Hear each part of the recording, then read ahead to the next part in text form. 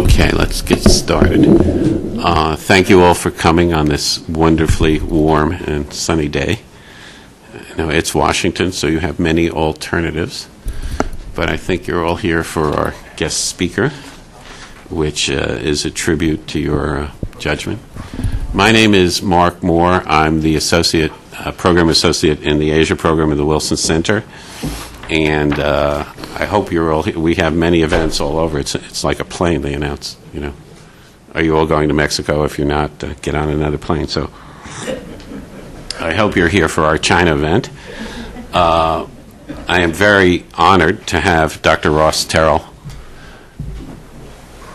as our speaker today. He is a public policy fellow at the Wilson Center and unfortunately will be leaving at the end of the month, lowering the IQ at the center. He will go back to Cambridge.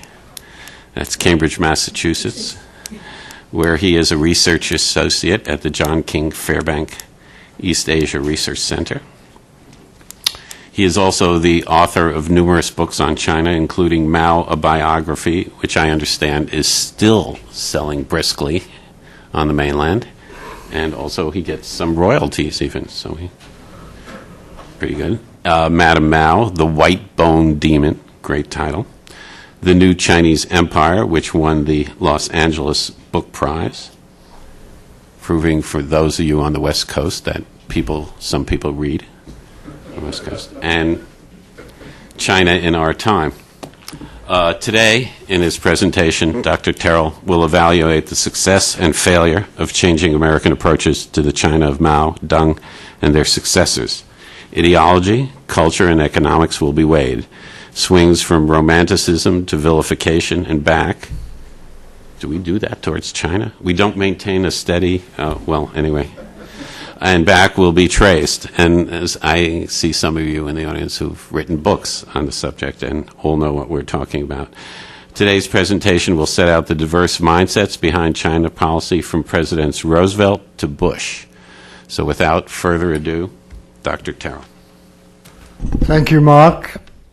I'm having a great time at the Wilson Center, and I owe that to the Asia program, Bob Hathaway, as well as Mark and Sue and Michael and others, and the terrific interaction with people in different fields, which is one of the great things about the Wilson Center. Each day here is a kind of embarras de richesse, and if the book I'm doing is any good, I will owe quite a bit to the Wilson Center.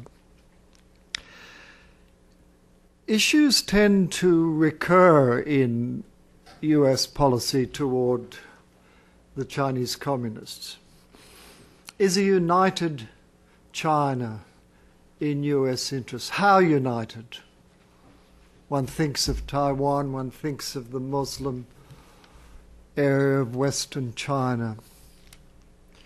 In a relationship with an important partner like China, what relative weight to give to changing their behavior as against taking the partner as is?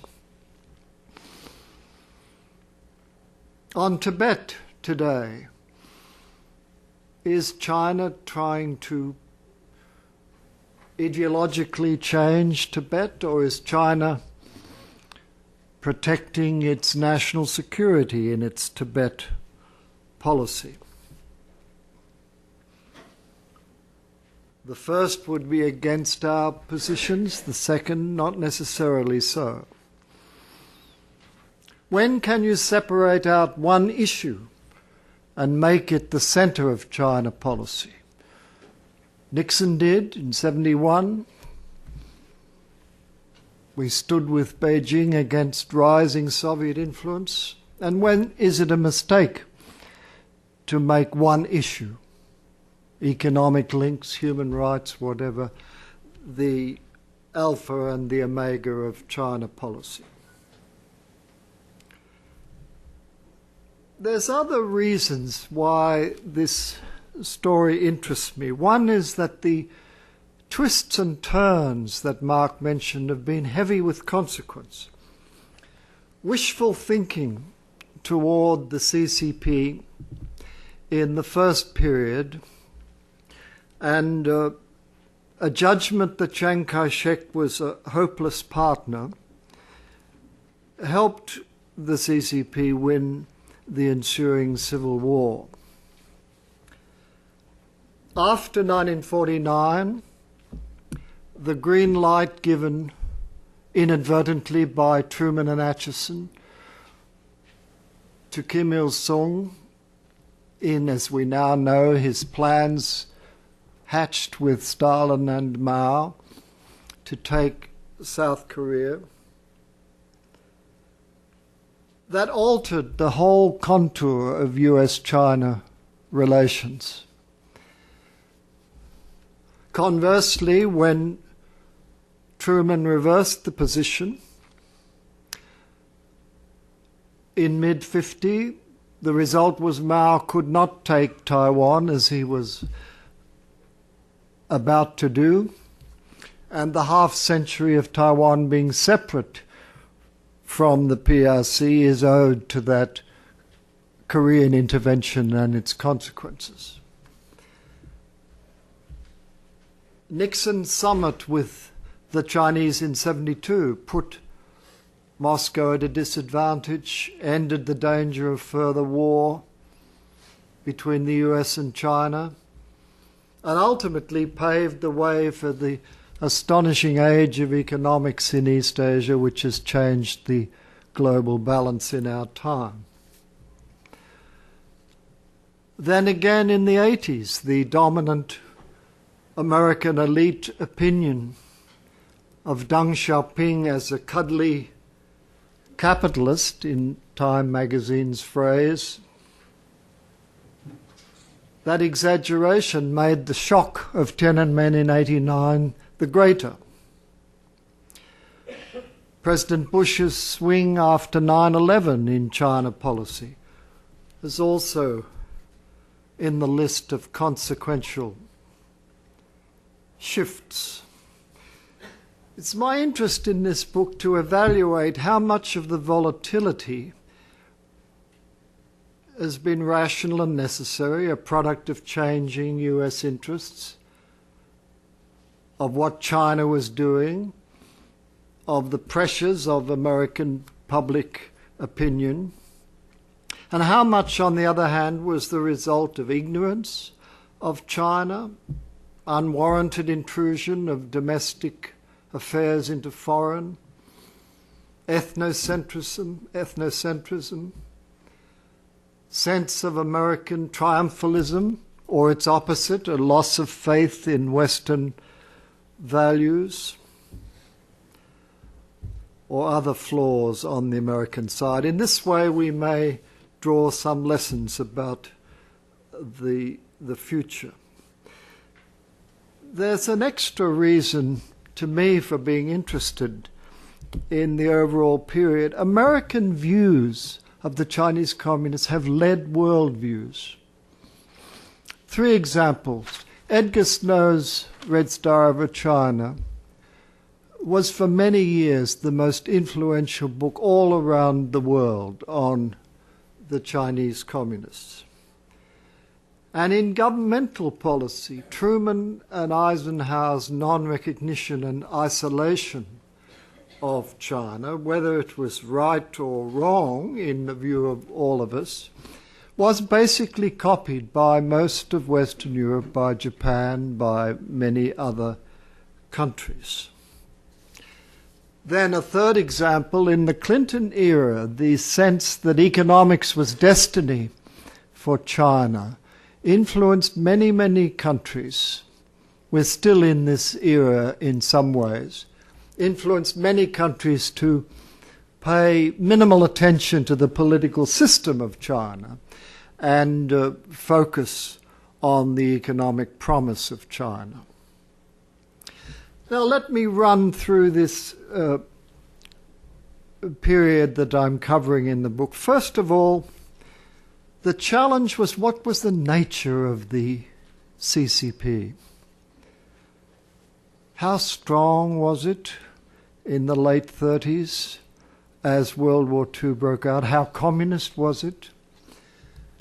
And in the task of the moment, fighting the Axis powers, resisting Japan's invasion of China, how useful could the Chinese communists be? And secondly, were they going to be part of the quest for a united China or not? The first Americans, journalists like Snow, diplomats, some of you know the leading names, John Stuart Service, John Patton Davies, who went to see the Chinese communists and the military officers of the US military as well. They tended to be impressed by Mao and to think that he was not a real communist. This was a position basically of left liberals, though it was sometimes shared on the right. Patrick Hurley, Roosevelt's representative and later ambassador of the US to China, said the Chinese communists weren't really communists. And someone asked him why, and he said Stalin had told him so. Stalin said Mao is a radish, red only on the outside, and Hurley believed him. So during World War II, seeing the Chiang Kai-shek regime close up in Chongqing, seeing the communists only by visiting them now and then in the northern town of Yan'an, where they'd settled at the end of the Long March, Chiang's flaws were vivid, and given the United Front policy, which Jack Service never understood, I think Snow understood it, but he had reasons to minimize its importance, gave Mao the benefit of many doubts. The China hands of the time still were in the military.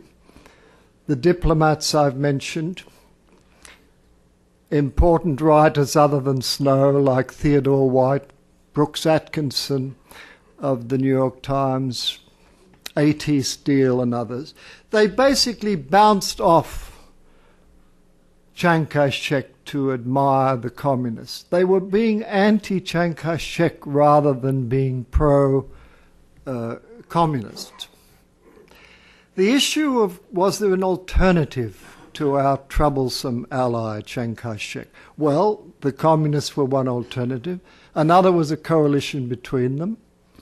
A third was a divided China. A fourth, maybe, was a China divided three ways. Chiang Kai-shek, the communists, and part for Japan. In the event, influenced by the China hands of the time, the denigration of Chiang Kai-shek, I think an excessive denigration, led to giving up on his regime. There were other factors that brought about the situation in the late 40s, the absolutely tragic situation in the late 40s. One was that for Truman, as for FDR, Europe was the first theatre and East Asia was a dim second. And another is that after 1945, the will to make a full throttle effort to save the nationalist regime probably did not exist in the United States. So ultimately the White Paper of 49, August 1949, the China White Paper, was a washing of the hands of China, expressing some guilt at the way China policy had worked out, blaming as much as possible of it on Chiang Kai-shek. But instead of ending the China debate, the China White Paper unleashed Senator Joseph McCarthy. It was intended to pull down the curtain, but it gave McCarthy his opportunity. Had McCarthy just tackled the China hands with their arguments and made counter-arguments and not tried to prove disloyalty or lock them up or get them fired, the outcome would have been much better for everybody. But then there would have been no McCarthyism. In the event, McCarthy's roughshod ways obscured a post-mortem on the failure of the China policy of the 40s. And it actually stimulated a new lease of life for the indulgent view of Mao and what was by now his new regime in Beijing. So the confusion of mistaken judgment with disloyalty, that was McCarthy's confusion, was adopted by McCarthy's enemies, and anyone who'd been accused of disloyalty must ipso facto have been correct on policy. In the 50s, Mao was seen as a junior Stalin, and the China hands position was essentially stood on its head. The Soviet Union replaced the US as the great power with a special link to China, and the PRC became, for the US, an abstraction. With abstraction comes extremism, and that was McCarthy. For a dozen years through the Kennedy administration, the China policy of Washington was not in accord with the wisdom of media and academic China hands. Truman, Eisenhower, and Kennedy were hostile to Beijing. In fact, Kennedy and John Foster Dulles were the most anti-Chinese American leaders between Mao's capture of power and the eve of the Cultural Revolution. The China scholars dissented from both, but not vociferously. People like John Fairbank, now that the diplomats were removed, the academic China specialists came to the fore. People like Fairbank were wounded enough by McCarthy to give the benefit of some doubt to the Chinese communists, but they were damaged enough by McCarthy to avoid any reckless judgments that got the earlier China hands into so much trouble.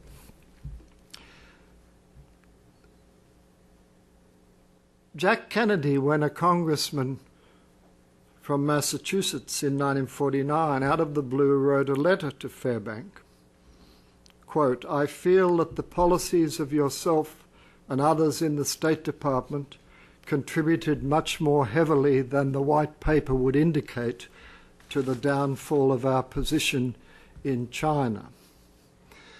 Kennedy went on to say that therefore he would never trust Fairbank's judgment on China questions anymore. Fairbank, later my teacher, unfortunately wrote back in a flippant tone to Congressman Kennedy, quote, "I think you will be amused to realize that while you've been blaming me for our disaster in China, I, on the other hand, have been blaming you and Mr. Judd," unquote.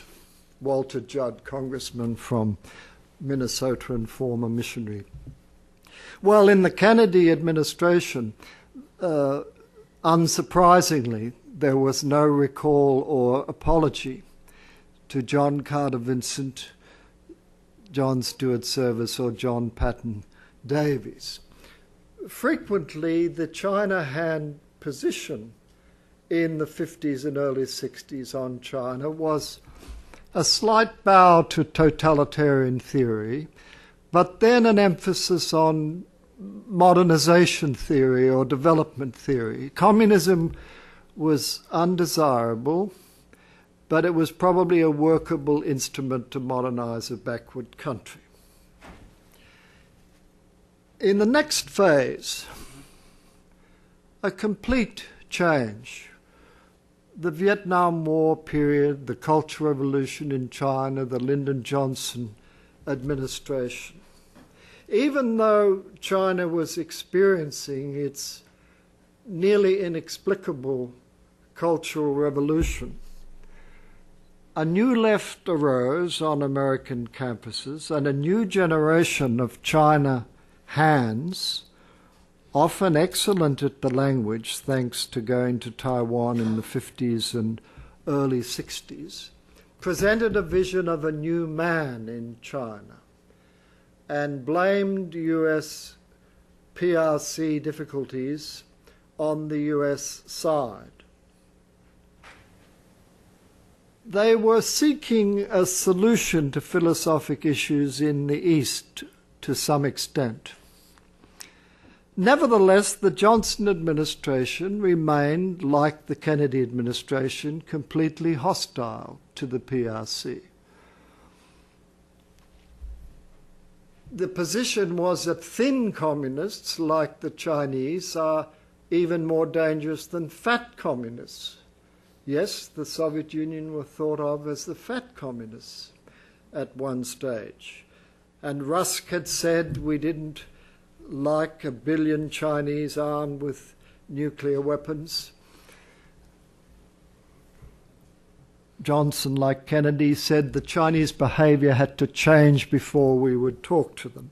In between this burgeoning new left and the Johnson administration were the China hand academics who, like diplomats in the State Department at middle levels, grumbling about the policy, said, let's talk to Beijing, let's have them in the UN, let's solve the problem of blocked assets in the US and these other legal questions.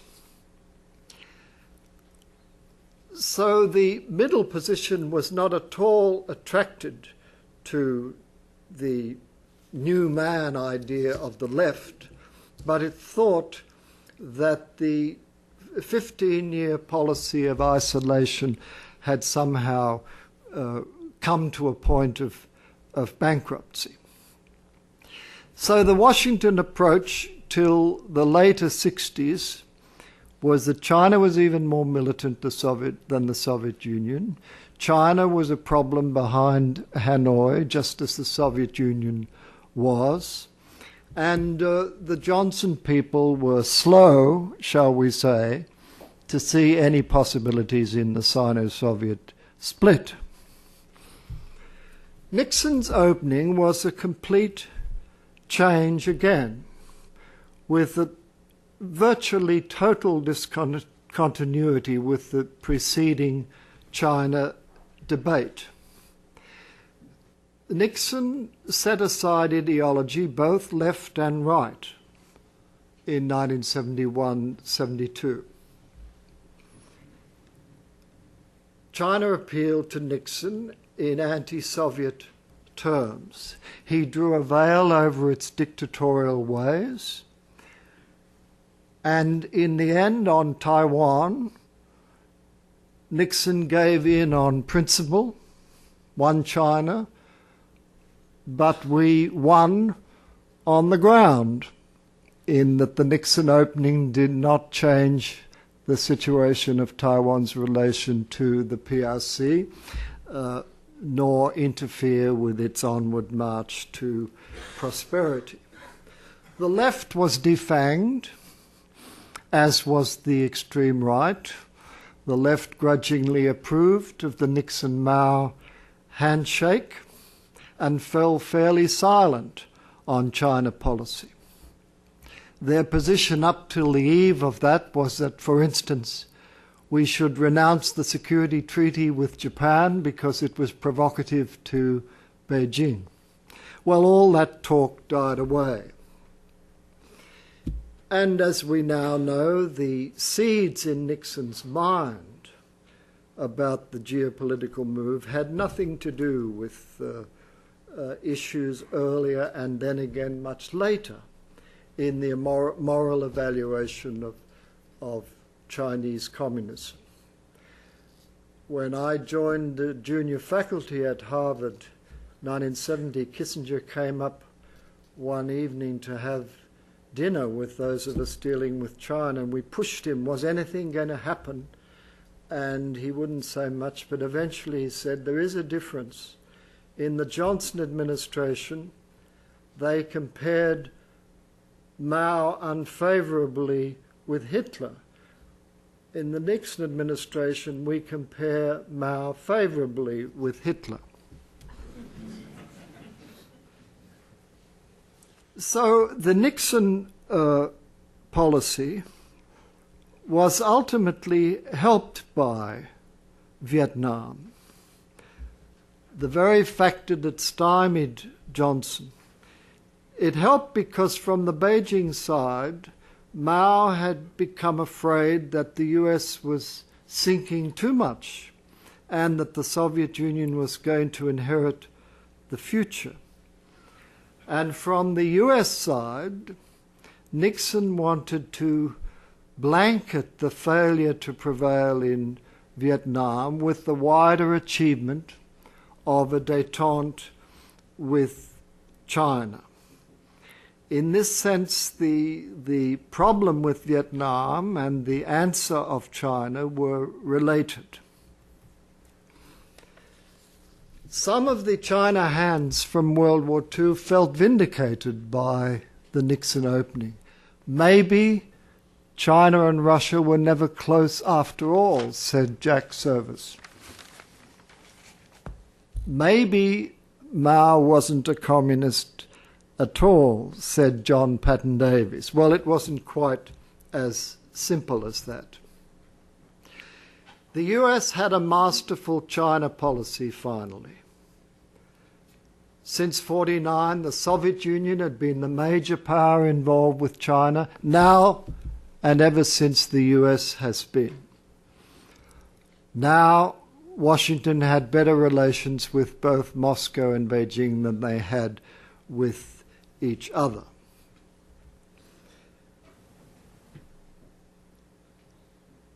The next period, to jump quickly, the Deng Xiaoping era of the 80s, the Carter and Reagan era in Washington. The normalization of January 79 was reasonable for both sides. The groundwork had been laid by Nixon. The Taiwan Relations Act, one of whose authors is sitting here with us today, Ambassador Feldman, repaired the balance of certain intimations given by Kissinger to the Chinese about Taiwan's future.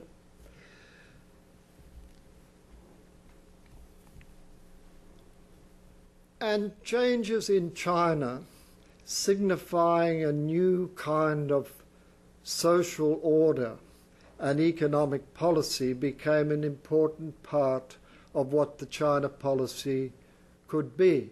Basically, three things happened under Deng. Rules and regulations began to replace the whim of one man as the law of the land. Secondly, economic development edged out class struggle as the dominant priority. And a certain amount of give and take with the rest of the world began, replacing autarky, or the lauded Maoist principle of self-reliance. So Deng's post-Mao eclecticism suggested a line of solution to the swings in American history of demonizing communist China or romanticizing it. If the communists really turned into capitalists, some people thought, maybe Americans and Chinese will be able to arrange Asian affairs smoothly between them. Of course, there was some wishful thinking entering into this formula. But meanwhile, in the 80s, American society, not just elites, was interacting again with the Chinese. In this sense, Deng Xiaoping's China picked up from Chiang Kai-shek's China. The wishful thinking came home to roost with the Tiananmen tragedy of June 1989. The inspiring Chinese democracy movement and its suppression brought the issue of Chinese authoritarianism back to the center of American China policy, where it had not been since the days of Chiang Kai-shek in Chongqing and in the frozen years of Mao as a junior Stalin. It had not changed in the Nixon era, but it had been brushed aside. During the 80s, Deng had softened Chinese rule. Nevertheless, the Kissingerian realist position could no longer maintain after June 489 that US-China policy need have little to do with the nature of the Chinese regime. And public opinion jumped into China policy as never before. The State Department was so overwhelmed with phone calls, and Secretary of State Baker more or less washed his hands of China policy on the ground that there was no gain whatsoever in it for him to do anything. Pushed by public opinion in Congress, human rights entered China policy in a big way, and it has never really left it. The 90s, in the light of Tiananmen, were perhaps a surprise. The Chinese recovered more quickly from 1989 than expected, more quickly than I expected. And when the Soviet Union fell, Clinton came into power, and Beijing, after a pause, pressed on with economic reforms. The whole focus, the dominant focus of China policy became economics is destiny when it comes to China. The question, nevertheless, also arose, how much did we need China now? And for what exactly? This was George Shultz's old question under Reagan, where he doubted the full Kissinger line that China was important in countering Soviet power because he wasn't sure just how strong China was in that enterprise. There was no more triangle. There'd been sometimes perhaps a discretionary element to China policy. There certainly was in the sentimentality toward Chiang Kai-shek after Pearl Harbor. McCarthy's successors were quite discretionary in that McCarthy never had an alternative China policy, and by the time he got loose, it was too late for anyone to craft an alternative policy. So in the 90s, again, some people wondered if a close relationship with China was essential, desirable, yes, for many reasons. A market, cultural interaction with the people, study in China, Bibles again may be sent to China and so on. The NGOs flocked. But was China essential? The American desire to improve China returned, and the American desire to make big money in China, as Roosevelt's grandfather had made $1 million. But the context was novel because China could pay for things now, and because China was playing a constructive role on certain international questions. Now, I want to draw some threads together and suggest that in the 7 or 8 decades that I have jumped across, there's an interesting division into 2 parts. The first half, up to 72, was one of large swings, 3 large swings, hopeful toward the CCP when they were in Yan'an, promising democratic and anti-fascist possibilities of Mao. Big swing to fatalism in the late 40s. The Marshall Mission was hopeless from the beginning. Mao looked like winning a military victory. The White Paper washed its hands of China, so fatalistic. Then in the 50s, hostile. Then with Nixon, geopolitical cooperation. So 3 huge swings. Hopeful to fatalistic to hostility to geopolitical cooperation. In the second half of this period, from 72 to now, I would suggest, despite the lesser swings that I alluded to, that there's been a relative stability.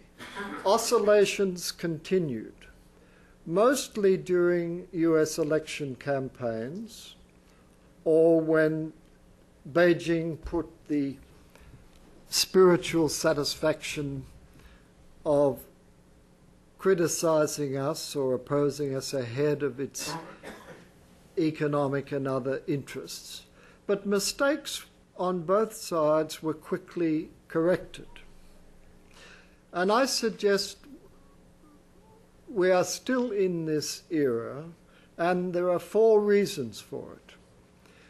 One is that from this period and still today, US power markedly eclipses Chinese power, and the Chinese leaders are aware of that.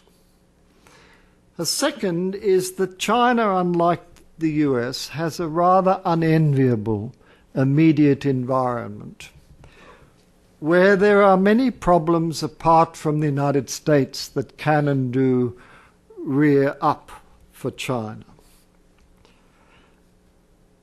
Keeping the ship steady is desirable in this situation for the Chinese.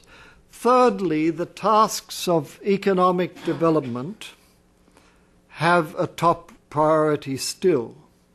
And in this, the United States is virtually a tacit sponsor of China's current economic success. A sponsor because we are the biggest market, but a sponsor in the even more important sense that the balance of power in East Asia, with US leadership keeping Japan and China from what otherwise would be unknowable tensions, that this is the context in which the economic boom of East Asia in general, including China, has taken place. The 4th reason why there's been a relative stability with quick corrections is that the US has seen no benefit in tangling again militarily with China, as happened in Korea and in Vietnam. So our policy today, I would sum up as a kind of hedging. China is certainly joining the world, but China seems to be bent on pushing the US aside in East Asia. The US hedges to see how far this push will go and whether China will remain an authoritarian system as it becomes more and more prosperous. Hedging seems a rational policy in that situation. The Chinese are also hedging with us. I believe most of the Chinese leadership prefers a cooperative relationship and what is sometimes called too facilely joining the international community. But it does have contingency plans if there should be a government in the US and maybe in Japan that comes to the view that China's rise has gone far enough or is not ultimately desirable and turns firmly against China. It hopes that won't happen, but it hedges because it feels that could happen. So in conclusion, I see in the present era common interests that nevertheless have limits. We have a common economic interest. The limit is that the Chinese market is not of vast importance to the United States in the way that the US market is to China. Secondly, we have real cooperation with Beijing on a few international issues. Yet the lesson learned on June 489 is still valid. It is a Leninist system. We are on new terrain here with a commercial boom and virtually a new urban economy and society being supervised by a Leninist party system. And the old question, is Mao a real communist, gets asked about Hu Jintao. In my view, he's not really a Marxist, but he is a Leninist. And the question before us is, can you grow out of Leninism, let's say in the way that Barry Norton says a command economy can grow out of the plan, that the non-Leninist parts, like the private parts of the economy, grow stronger and stronger, and one day you wake up and find that there's been a systemic change. Well, the question is important to ask. It's not an arcane question to ask, is the Chinese system still a Leninist one? I think there are many consequences. When Mr. Clinton, as president, said twice that China was a former communist country, he went on to say that he hoped that Jiang Zemin and Zhurongji would continue to lead China into the 21st century and so on. And he didn't mention that they hadn't been elected to this by the Chinese people, and we don't know what the Chinese people would say about that or most other questions. If there is a systemic change, of course it could be worse than today. China could get very messy, and it could have a less effective government than it has today. It could get very nationalistic, it could get fascistic, all sorts of things could happen. And I think the longer story of our dealing with the Chinese communists suggests the US has to think of interests. Wherever we have strayed from interests to sentiments or moral evaluations this way or that way, we have tended to go wrong. And secondly, that we have to have a sense of the nature of our own society and how it differs from the nature of an authoritarian society. Again, this has betrayed us at times in the loss of faith in the West by the China hands that knew the Depression. And the zigzags in elections here, Reagan's in 81, Clinton's zigzag from talking of tyrants from Baghdad to Beijing to dropping the contingencies on MFN. These corrections have all been made, fortunately, because interests reasserted themselves over the luxury of purely moral positions. It seems to me an ongoing challenge of China analysis of the Chinese regime to distinguish between the uniqueness of China on the one hand and those universals of historical evolution and the human condition that China partakes of. Chinese styles and techniques are certainly different from our own, and the processes of modernization in China are based on a contradiction about the West. The West bullied China, but was also the beacon of a modernity which Mao and others beheld and basically wanted to match. My own view on this is that the globalizing forces are strong in urban China today, and that some of the civilizational gulfs between China and the West are breaking down. Not the power,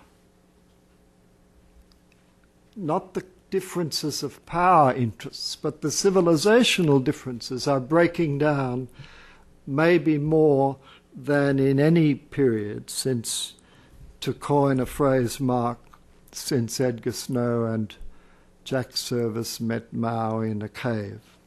Thank you. Thank you very much.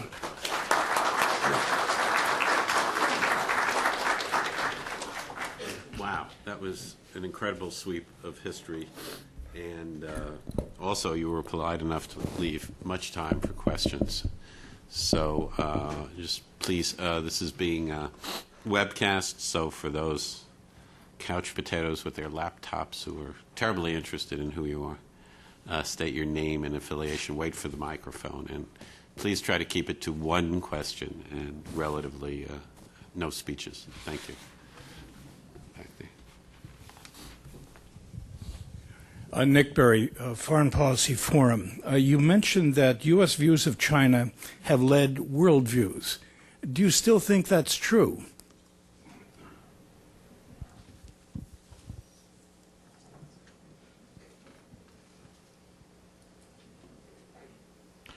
Less than in certain previous eras, partly because the whole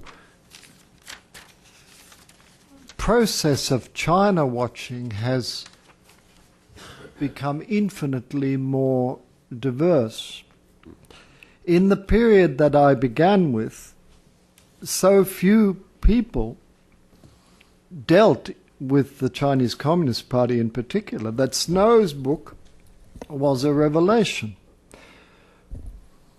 But now hundreds of thousands of foreigners are living in the PRC. There are businessmen with sustained interest, sustained experience of China, businessmen from France and Germany and Japan, not to speak of Taiwan, as well as the United States. So the thickening of the experience of the Chinese communists, to use the term I'm using to cover both the early period before the 49 and the later period, the thickening of experience is also a diluting of the special American experience. Yes. In the back there. Oh. Thank you. Michael Yehuda, now with George Washington University. I think towards the end, you made out a very strong case that in dealing with China, the United States should first focus on its, what you call its national interests. But aren't there difficulties in defining what the United States' national interests are with regard to China?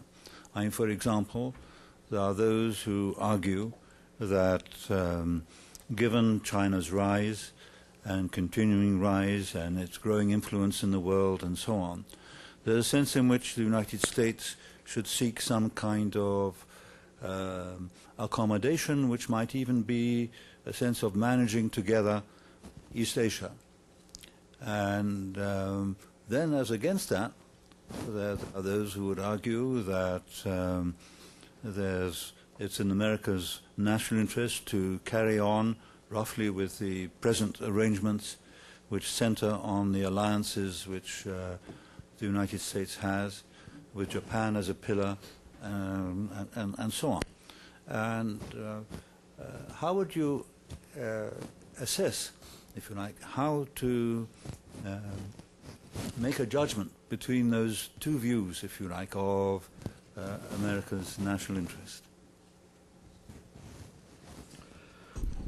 Well, Professor Yehuda's question is probing, as one might expect, and he may want to say something himself in a moment about it.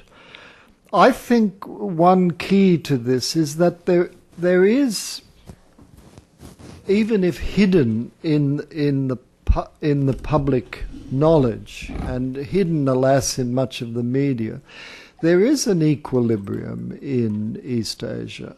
I very quickly referred to it. And you can see what it means if you think for a moment of what it would be if US picked up its marbles from East Asia and came home.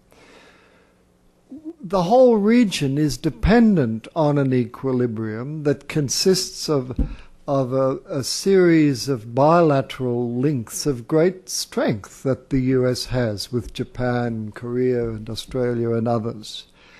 And the fact that they haven't been multilateralized and that there's not a NATO and whatnot, that's not the only important point. This equilibrium is very well known to Beijing, and at times they get irritated by it. So that when Indonesia and Australia had a treaty, the Chinese language press talked about a pincer movement ultimately orchestrated from Washington to encircle China again, with Australia and Indonesia in the south and Japan in the north. Of course, it all dies down for reasons that you not least know, because you are a specialist on Japan-China relations, that there are worse things for Beijing than the US-Japan alliance. And one of them might be a totally unleashed Japan, with the US not playing the leadership role that it does. So I think with the equilibrium in place, and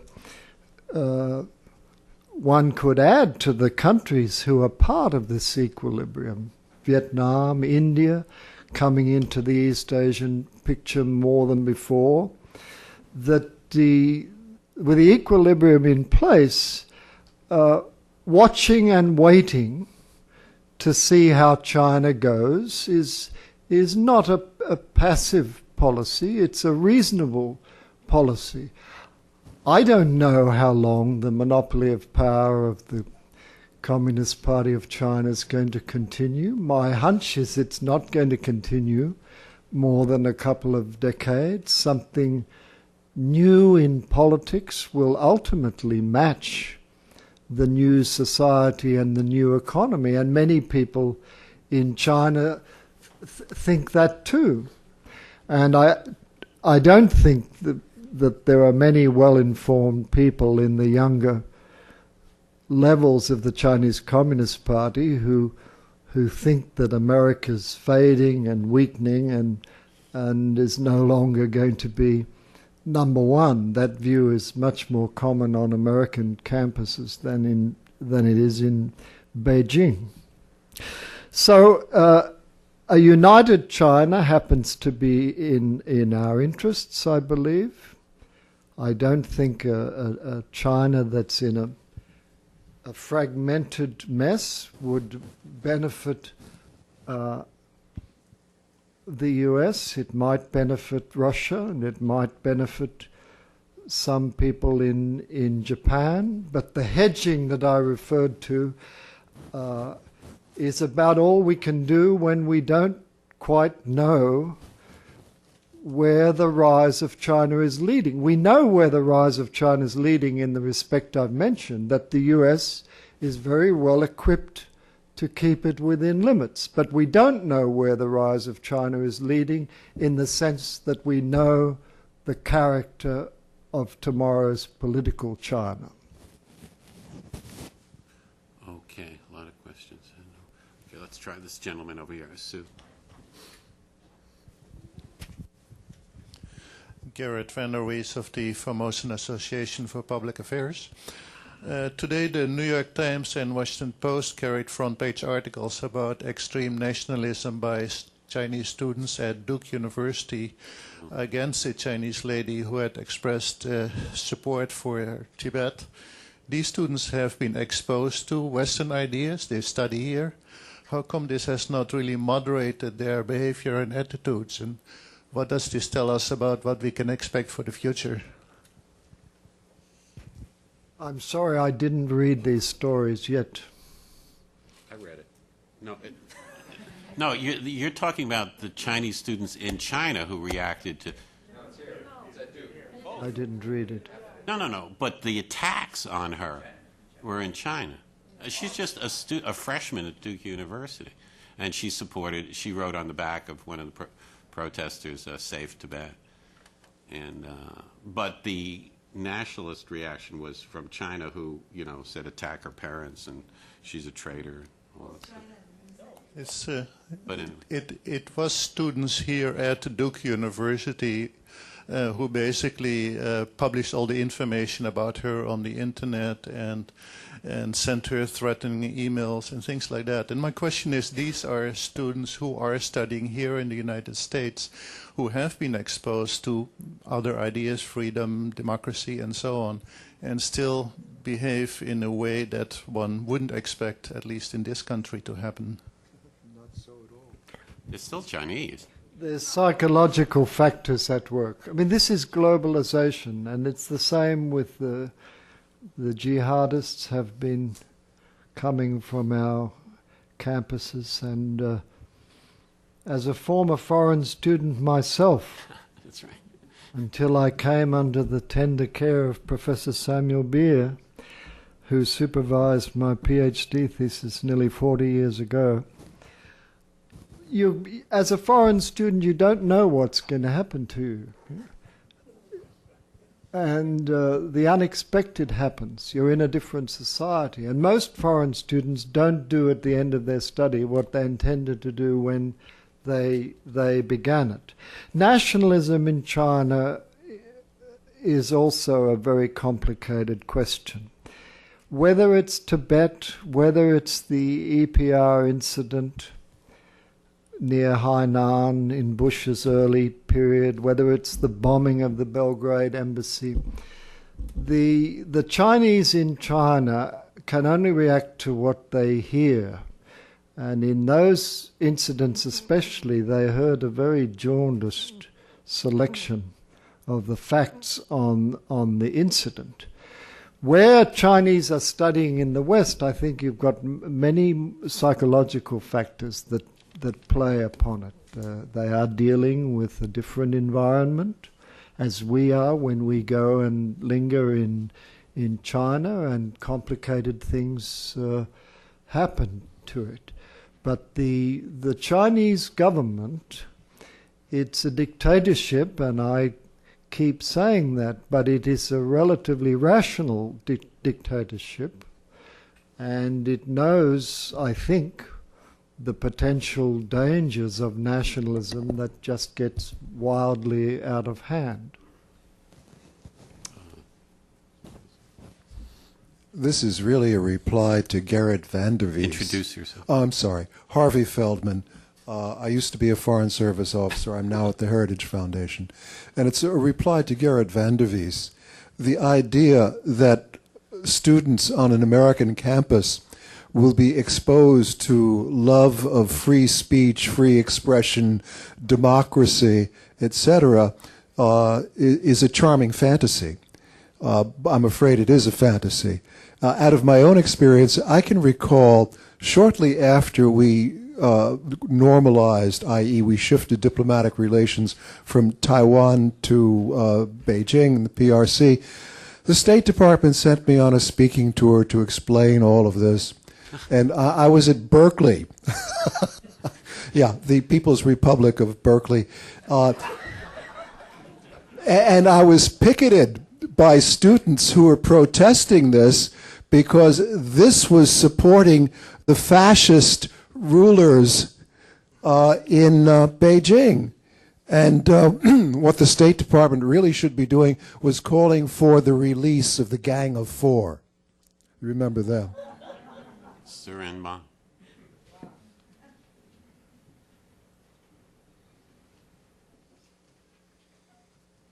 That was a comment, right? Yeah. Thank you, Harvey. Okay, no. Right in the middle. I'm Norman Fu with the China Times of Taiwan. I actually have two questions, but the moderator limits people only for one question, so I'll refrain from the more provocative question for Mr. Ross Terrell, unless he permits me to pose the provocative question.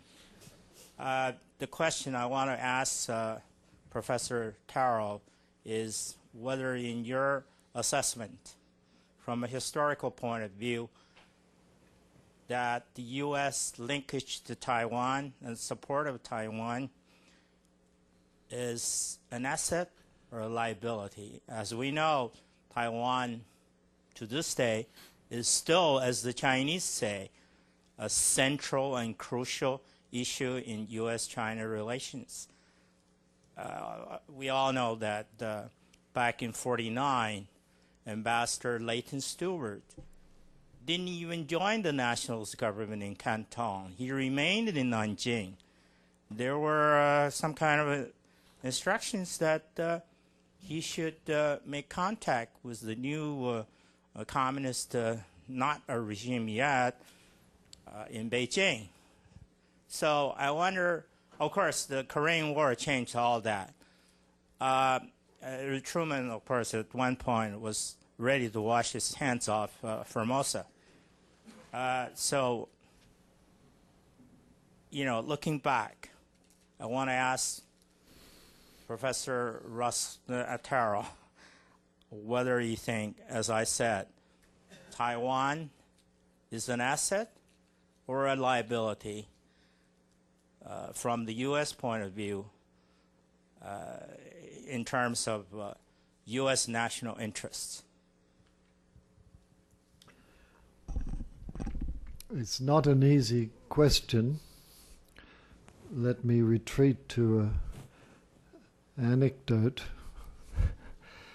When Nixon walked in to see Mao in February '72, the first two things that were said was, Mao said, our mutual friend Chiang Kai-shek wouldn't approve of this.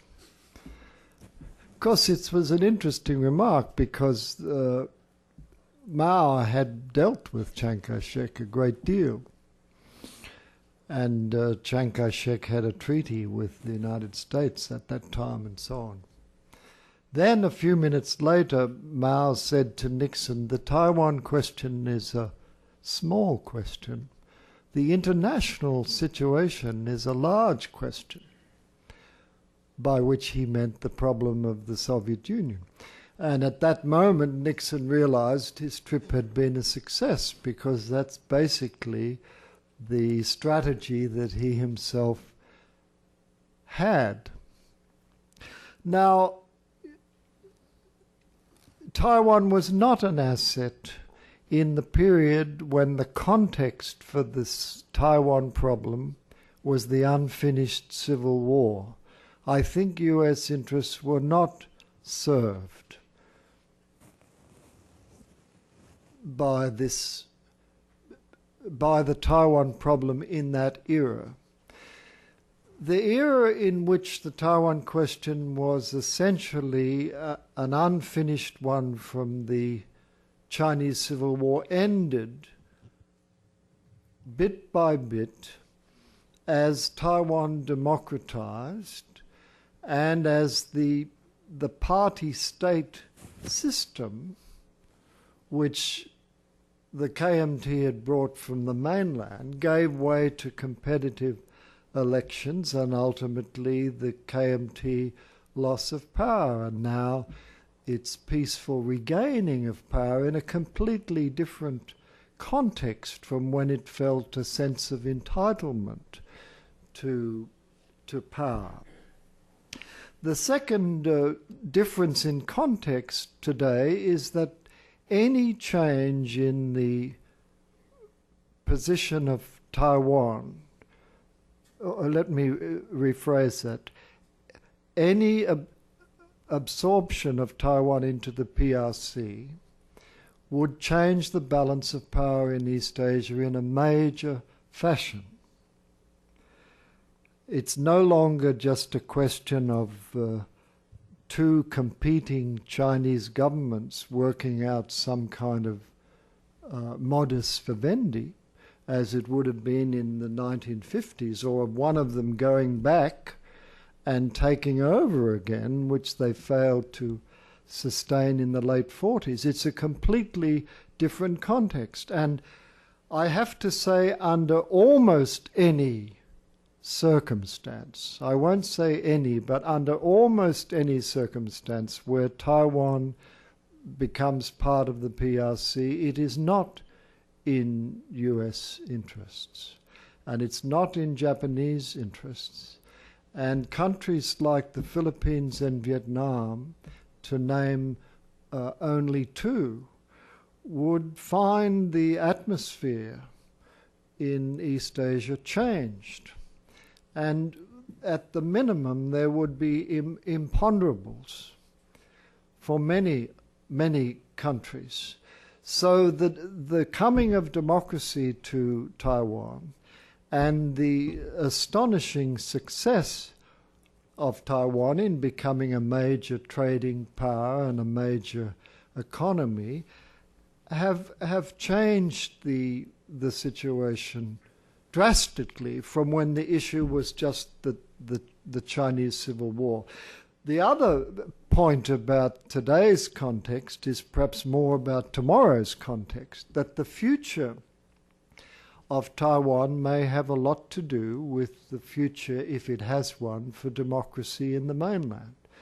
Because the Chinese empire, as I call it in my last book, the Chinese empire consists of many portions that are either non-Han, like Tibet and Xinjiang or southern Mongolia, or that are not controlled from Beijing, like Taiwan, or that are controlled in a loose arrangement like Hong Kong.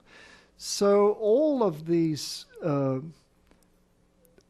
periphery center relationships, let's call them that, if we think by comparison, say, with the Qing dynasty, when Qianlong had his own particular approach to how to handle Lhasa. All of these periphery center issues are going to be greatly affected by whether China can evolve toward, let's say, some kind of federal system with Chinese characteristics. So we've got that final point on the table. What's going to happen to the politics in the mainland? Meanwhile, as I say, I'm getting close to the position that it's not in the US interests to see China go into the PRC under almost any circumstance. Taiwan, sorry. Okay, first there and then.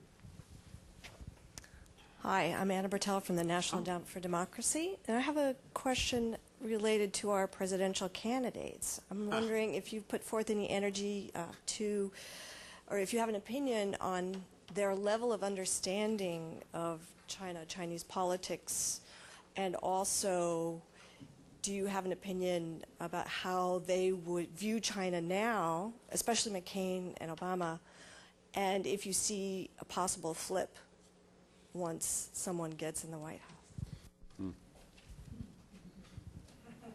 I don't have much to say on that, except on trade, where a lot of silly things are said. I don't think there's been anything horrendous, but there has been on trade. But I'm inured to it because it happens every 4 years on the Democratic side, and it doesn't seem to bear much relation to what happens if the election is won by the Democratic candidate, notably in the Clinton case.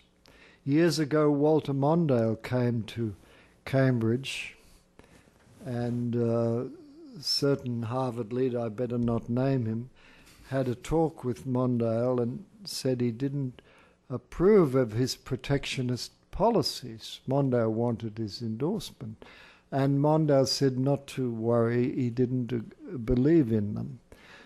So this Harvard leader told us later on he didn't know which was worse, the Mondale policies or the fact that Mondale didn't believe in them.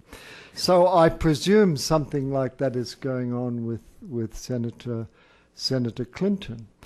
But we had more deviations last time when John Kerry said that the one country, two systems scheme would be suitable for Taiwan, and then he withdrew that.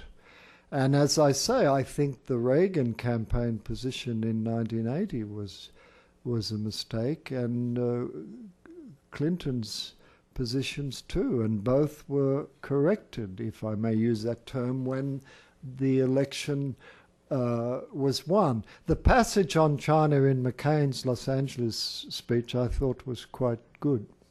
I haven't paid minute attention to Senator Obama's views on China.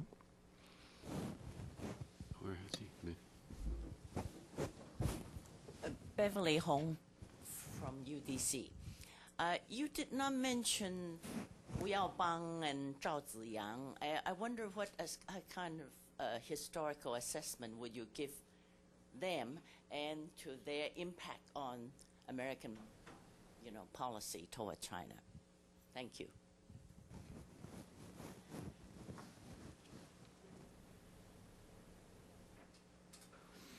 Neither of them had a major impact on policy toward the United States.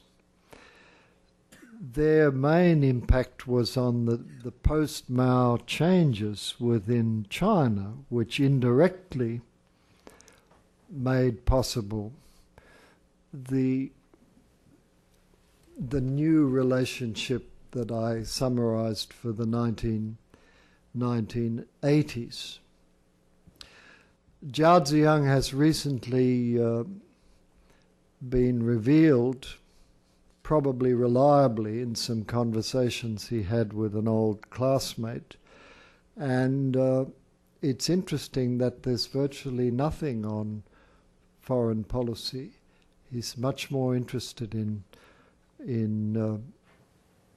could China have a real parliament, and could China have more freedom of the press and so on. And that accords with the nature of his career in the 1980s. Hu Yaobang was a more interesting mind than Zhao Ziyang. Hu Yaobang got very interested in the European communism and European social democracy, and whether there could be any future for China to learn from European social democracy and maybe wean itself from the Leninist path to the social democratic path.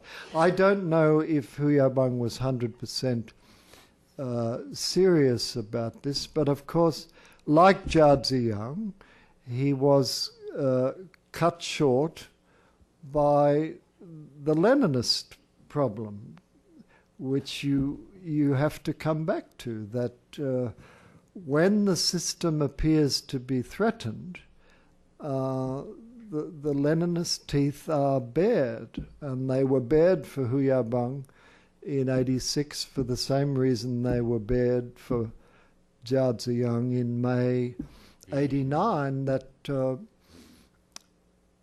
Deng felt at a certain point students or anybody else who wanted to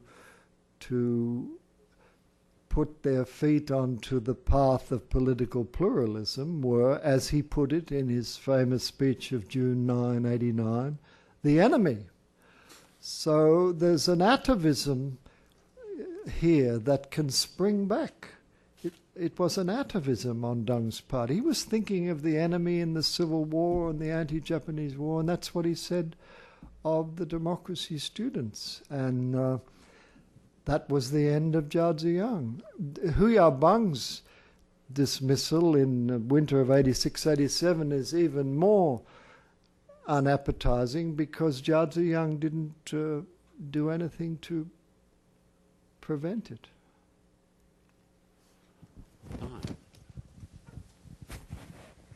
Don Wolfensberger with the Wilson Center. Ross, in the post-Joe McCarthy era, I seem to recall that the China lobby, the anti-communist China lobby, remained strong for at least 2 decades, Anna Chenault and Walter Judd and so on. What sense do you get as to how much influence they had on U.S. policy toward China during that period? Don, they did have influence, but there wasn't much, in my view, that could have been done in the 50s. I think the Maoism had to sort of work itself through the Chinese system, and we had to wait for the Sino-Soviet split. I suppose it's easy to say that now in hindsight, but these seem to be the two basic points, and the arguments going on between someone like Admiral Radford and Walter Judd on the one side and say liberal Republicans or Democrats on the other, they seem all a little bit beside the point, especially as Nixon was on the side of Admiral Radford and Walter Judd. And the roots of Nixon's thinking, he went off to see de Gaulle, and he had a very important conversation with Marshall Green, whom some of you know, in Jakarta, when I think Marshall was ambassador in Jakarta.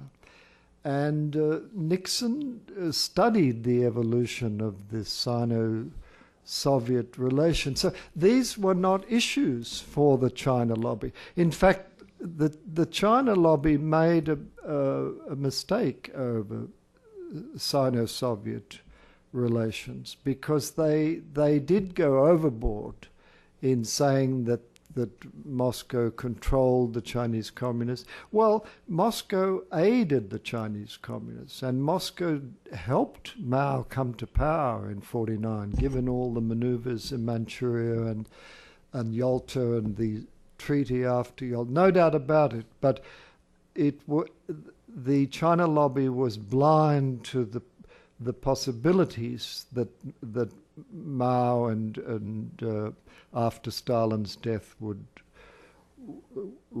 divert from the Soviet line. After all, the anti-communists shouldn't make the mistake of believing too much in communist ideology.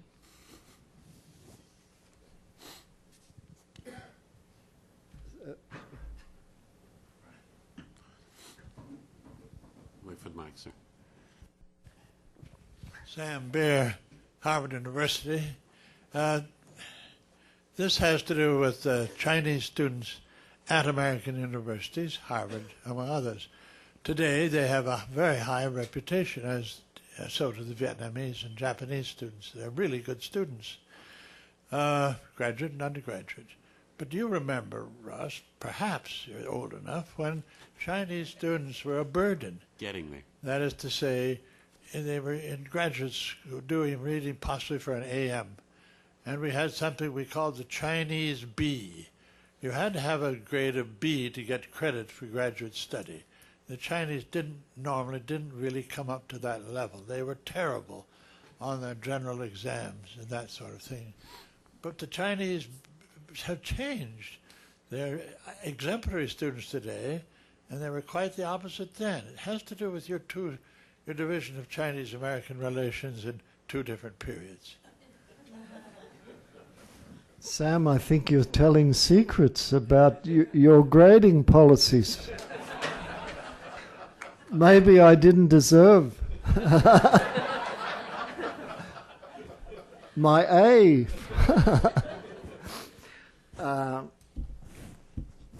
Well, they're doing best in engineering and the sciences, of course, and they probably would have done well in the 50s and the 60s had there been enough of them to give a decent sample to test the situation. But it's interesting, the implication of the premise of your question. I wasn't quite aware of that. I will say one thing about the Chinese students today. The interlocking of our two societies, which is evident in culture, it's evident in finance, and in other spheres, it's a force that can go in unpredictable ways. For example, the Chinese students here in the United States, the number, by the way, is much higher than the official State Department number, because there's all sorts of people that come, an uncle in Singapore pays the bills or whatever, and they fall under the radar of the official figures.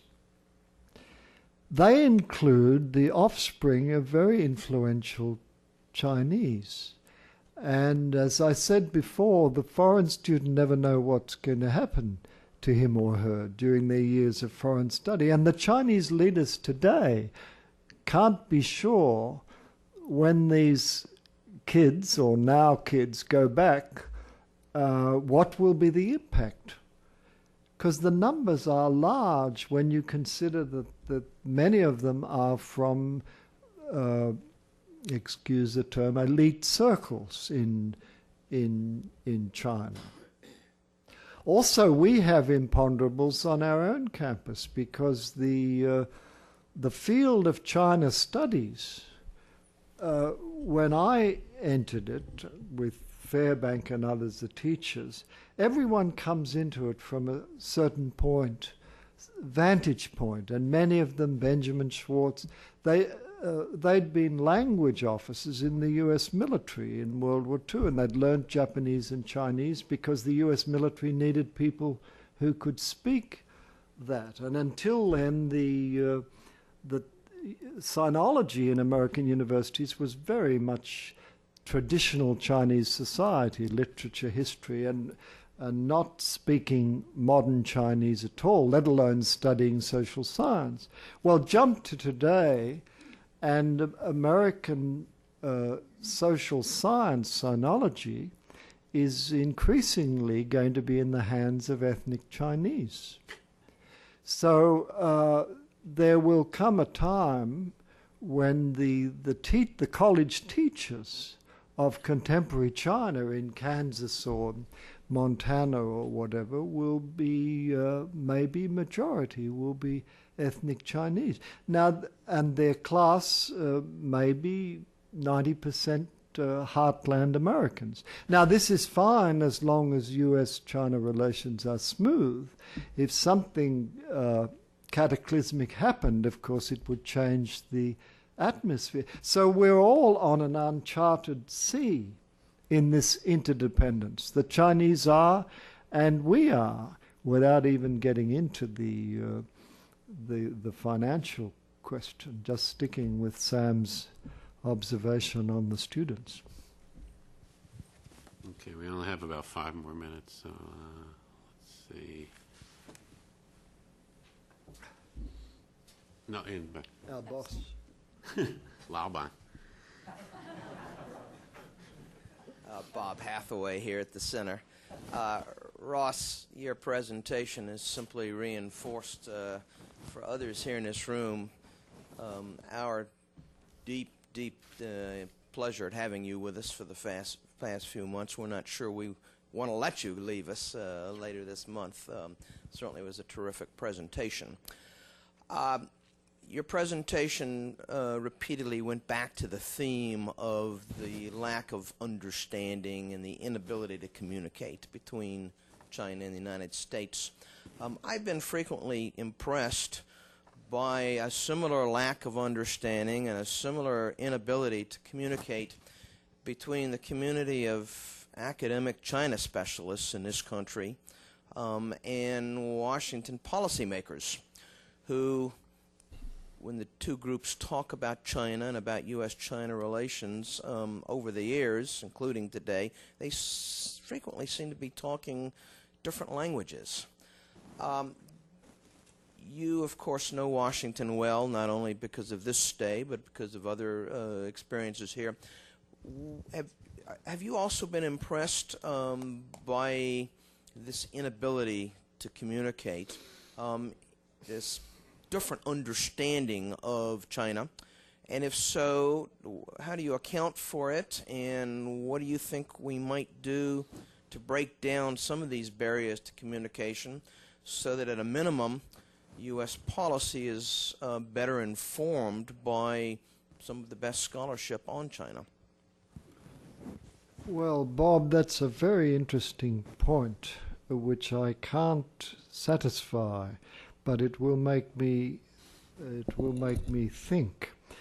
The direction of sinology, if you take the AAS, the Association of Asian Studies meeting, it's heavily now into postmodernism, into a compartmentalization of the field, due partly, the second point is due partly to a good point. The data about China has exploded, and so the economists, for instance, can go into a particular niche and stay there, and the result is that people in Washington may well get the impression that the big picture is lost. So that's a tendency in academic study. And when we knew less, the figures, I mean, taking Fairbank was sort of Mr. China at Harvard, and he drew everyone together, the economists, the anthropologists, though there weren't many of them because they couldn't go to China and do field work, and so that cut off their hands and their legs, as it were. But China was the subject, and now the disciplines are reasserting themselves, and as I suggest by mentioning postmodernism, the fashions or the methodologies are reasserting themselves, and I don't think this is very promising for the point you are making, that there needs to be a fertilization back and forth between policy and the large themes of history, of economy, of philosophy and ideology and so on. There needs to be, and I think for all our richness now, we may not be terribly well placed to have your vision achieved. So let us both think more about this, and maybe other people have something to say, Mark, on that. Okay, last question. Okay, gentlemen. Joel Starr, Department of State. Oh. Professor Terrell, good to see you again. Can I go back to my historical question I've asked you once before about the dynastic cycle? And I know that the Chinese are very involved with regard to economic advancement.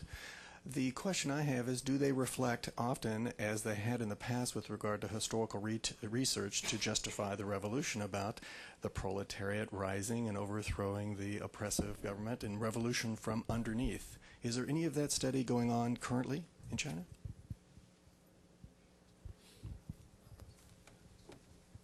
You mean with regard to the relation to disaffected grassroots folk in rural China or urban China? Exactly. No, it's a bit untouchable from a theoretical point of view. It gets touched from a non-theoretical point of view, which finds the Beijing government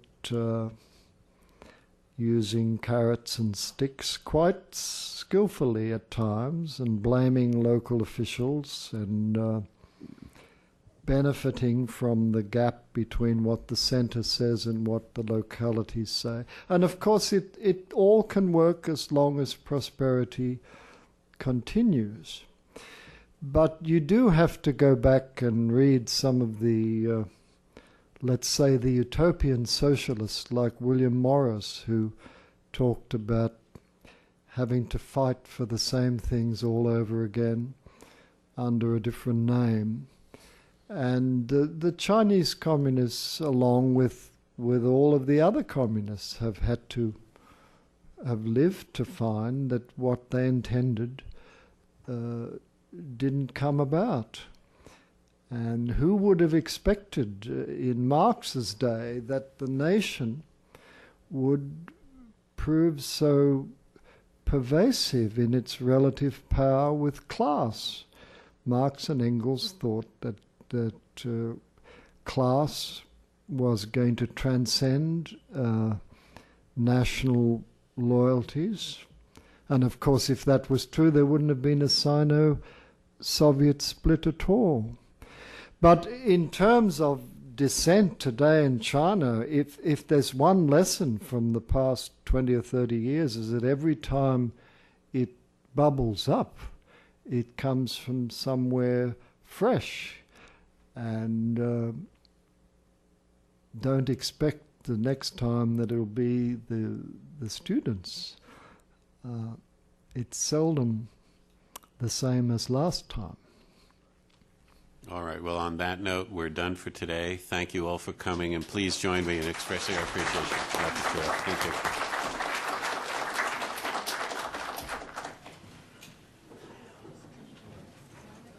Okay. Well, they had a say. We had some good questions.